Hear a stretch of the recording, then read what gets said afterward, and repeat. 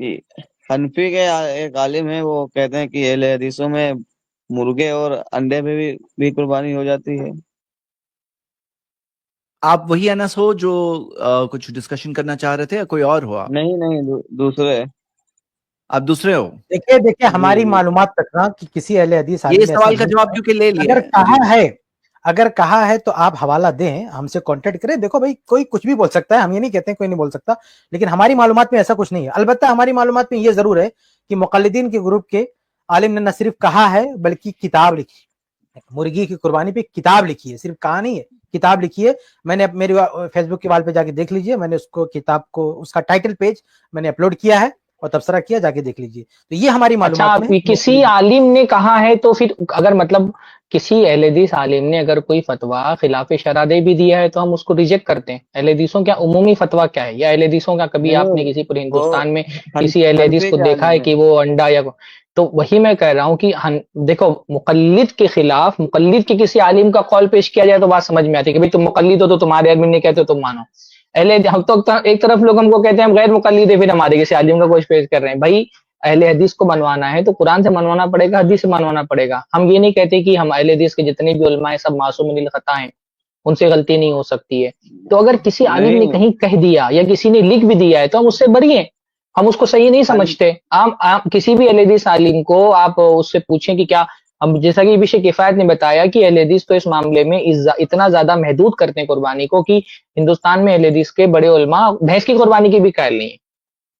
تو ہم تو اس معاملے میں بہت زیادہ سختی کرتے ہیں، تو ہم کیسے کہیں گے کہ مرغی اور جو ہے وہ انڈے کی قربانی ہو سکتی ہے؟ تو اگر کسی عالم نے کہا بھی ہے بائی چیز، اب آپ کو کوئی لا کے دکھا دے گا کہ فلاں عالم نے لکھا ہے، تو ہم یہ کہیں گے کہ اس کی اجتہادی غلطی ہے، اس معاملے میں اس کو رجوع حنفی کرنا چاہیے اس عالم نے مسئلے کہا سے۔ ہے ہاں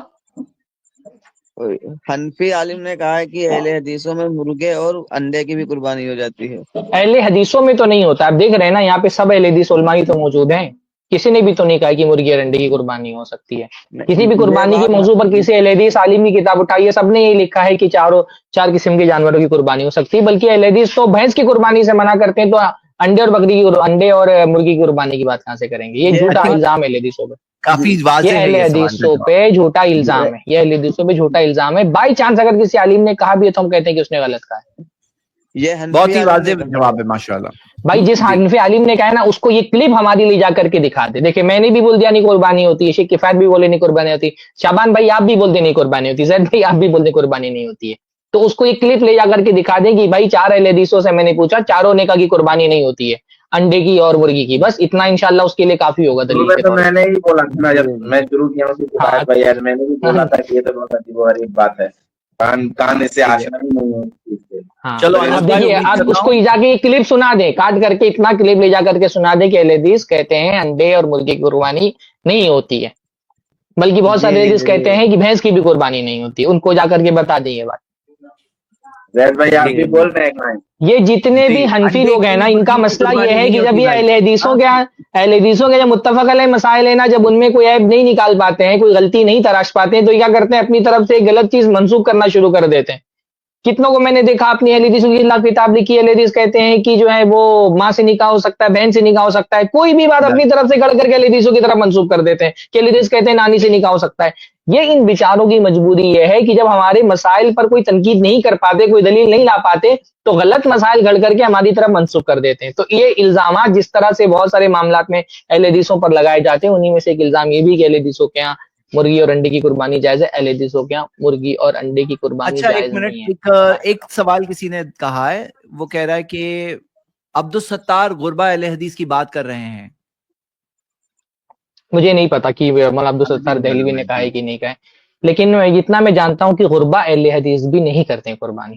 مطلب مولانا عبدالستار دہلوی صاحب غربا جماعت کے بانی جو تھے، ان کے بیٹے ہیں اور اچھے علماء میں سے تھے، پرانے علماء میں سے، گرچہ کہ ان سے ہم کو بہت سارے مسائل میں اختلاف ہے، لیکن غربا جماعت میں بھی انڈے اور مرغی کی قربانی نہیں ہوتی ہے۔ اگر انہوں نے کہیں سے کہہ دیا ہو، کیونکہ جیسا کہ شیخ کفایت نے بتایا کہ پرانے بعض علماء سے ایک دو قول اس طرح کے مروی ہیں، تو اگر ان اقوال کی روشنی میں کسی نے کہہ بھی دیا ہو تو ہم کہتے ہیں کہ وہ غلط ہیں، اور غربا والے بھی کہتے ہیں ماشاءاللہ کی غلط ہے۔ آپ غربا والوں سے بھی جا کر کے کسی سے پوچھ لیں، ممبئی میں ان کی 8-10 مسجدیں، وہ بھی نہیں کہتے ہیں کہ قربانی ہو سکتی ہے انڈے کی اور مرغے کی۔ अच्छा मैं ये भी बाकी मौलाना अब्दुल सत्तार ने लिखा है कि नहीं लिखा है वल्लाहु आलम, अगर कोई किताब उनके सामने होगी तो हम उसको देख सकते हैं कि उनकी तरफ ये बात मंसूब करना सही नहीं सही है, लेकिन अगर मान भी लें कि उन्होंने कहा है तो भी ये एक शाज कौल है, जैसे कि बहुत सारे शाज कौल बाज किताबों में बाज होखा की तरफ मंसूब हो जाते हैं, ये मामूल नहीं है। जैसे अहनाफ के यहाँ भी आप देखेंगे ना कि बहुत सारे मामलात में हर मसलक के यहाँ पर कुछ अकवाल ऐसे होते हैं कि एक फकीह ने कह दिया, इमाम ज़ुफर है अहनाफ में, बहुत बड़े इमाम है, इमाम ज़ुफर के कितने अकवाल मिलेंगे ना कि पूरी दुनिया एक तरफ है, इमाम ज़ुफर एक कौल कह रहे हैं, तो हम ये कहते हैं कि भाई ये शाज कौल है, ये एक बात है इन्होंने कह दी है, फुक़हा से बहुत मरतबा बहुत सारे मामलात में शाज कौल मरवी हो जाते हैं। आप खितबा के मामले में देखेंगे कि बाज़ उलमा से कौल मरवी है कि जो खती जिसको मखतूबा है, जिसको खितबा दी आदमी ने, उसके जिस्म का कोई भी पार्ट देख सकता है, बाज़ फुक़हा ने भी कौल नकल कर दिया। तो हम ये कहेंगे भाई इस तरह के अकवाल शाज अकवाल बाज़ मरतबा कोई फ़कीह से गलती हो जाती है, वो बोल देता है। मौलाना अब्दुल सत्तार देहलवी भी एक बड़े आलिम थे, मुमकिन है उनसे गलती हो गई, उन्होंने बोल दिया हो। आप ये देखें क्या गुरबा जमात में कोई है जो मुर्गी की और अंडे की कुर्बानी करते हैं? नहीं करते हैं लोग कुर्बानी। तो कोई शाज कौल अगर किसी ने कह भी दिया है तो आपको हनफियों के भी आपको मिल जाएंगे, जैसे शेख इफ़ात ने बताया कि एक हंबली आलिम से भी आपको ये कौल मिल जाएगा, लेकिन हनाबला के यहाँ वो नहीं है। आपको बहुत सारे अकवाल, अब अकीका मशहूर नहीं, इमाम हनीफा ने कहा कि अकीका नहीं है, शरीयत के अंदर है ही नहीं अकीका। अभी अकीके पर कुर्बानी पे बहस हो रही थी, इमाम हनीफा अकीका मानते ही नहीं थे कि दीन में अकीका नाम की कोई चीज है, तो आप क्या बोलेंगे? इस मसले लेकिन हनफी लोग मानते हैं माशाल्लाह। आपका इमाम एक चीज नहीं मानता लेकिन आपके उलमा मानते हैं उसको। तो भाई कभी कभी ऐसा होता है कि हाँ, ये इमाम अबू हनीफा रहमतुल्लाह का मसला जो अकीके का है, हनाबला ने बहुत सख्त लिखा है इन पर। इब्ने खुदामा रहमतुल्लाह ने ऐसा लिखा है कि लोगों ने इब्ने खुदामा को भी जो है नक्द कर दिया कि ऐसा उनको नहीं लिखना चाहिए। बहुत बुरा ताक़ुब किया इमाम अबू हनीफा रहमतुल्लाह का। तो अभी जो आजकल के हनाफ है ना, वो उसकी तावील करते हैं, कहते नहीं इमाम अबू हनीफा रहमतुल्लाह ने उजूब का इनकार किया है, मशरूइयत का इनकार नहीं किया। हालांकि इमाम हनीफा रहमतुल्लाह के जो अल्फाज हैं उनके शागिर्द नकल करते हैं, वो इसको जाहिलियत की बात कहते हैं, कभी नस की बात करते हैं, तो उनके अल्फाज बहुत सही हैं, इसकी कोई गुंजाइश नहीं। बल्कि ये मेरे ख्याल से इलाउ सुनन के मुसन्निफ कौन है, उन्होंने तो वकालत की है कि इमाम अबू हनीफा रहमतुल्लाह अकीके के बिल्कुल कायल नहीं है, उन्होंने वकालत की है कि नहीं कायल है, फिर उसको सपोर्ट किया है। तो बाज के लोगों ने थोड़ा तावील करने की कोशिश की है, लेकिन सही बात यह है कि इमाम अबू हनीफा रहमतुल्लाह अकीके के कायल नहीं थे। पुराने उलमा ने बहुत सख्त जबान इस्तेमाल की है उनके इस फतवे की वजह से, इस फतवे की वजह से जो नरम जबान, जो नरम तबीयत के ना, वो लोग भी गर्म हो गए, उनके अल्फाज भी जो है थोड़ा सा सख्त हो गए इस मसले की वजह से, अकीके के मसले की वजह से। अब देखिए इमाम अबू हनीफा अकीके को शरीयत का हिस्सा ही नहीं मानते, तो कहते इस्लाम में अकीका नाम की कोई चीज नहीं है, उसको मशरू नहीं मानते थे। लेकिन हनफी मानते हैं ना सारे, मैं तो बहुत सारे हनफियों को पता भी नहीं होगा कि इमाम हनीफा अकीके के कायल नहीं थे। हाँ, जैसे शेख ने बताया भी इलाउ सुनन में जो जफर अहमद थानवी उन्होंने उसकी तायद की है। तो भाई है इमाम अबू हनीफा कहते थे कि फारसी में नमाज पढ़ सकते हैं, लौ सल्ला बिल फारसी, या फारसी में नमाज पढ़ो हो जाएगी नमाज, लेकिन हनफी नहीं मानते। तो भाई अगर तुम्हारा इमाम कोई बात कह रहा है और तुम उसको नहीं मान सकते हो, तो अहले हदीसों में भी अगर किसी आलिम ने कोई बात ऐसी कह दी है तो आप ये देखें ना कि अहले हदीसों क्या वो मुफ्ता भी चीज है, क्या उसका फतवा दिया जाता है, क्या वो मामूल भी है, उस पर अमल किया जाता है, ये भी तो देखो। किस अहले हदीस को आपने पूरी दुनिया में ये देखा है कि वो अंडे या बकरी जो है मुर्गी की कुर्बानी करता है?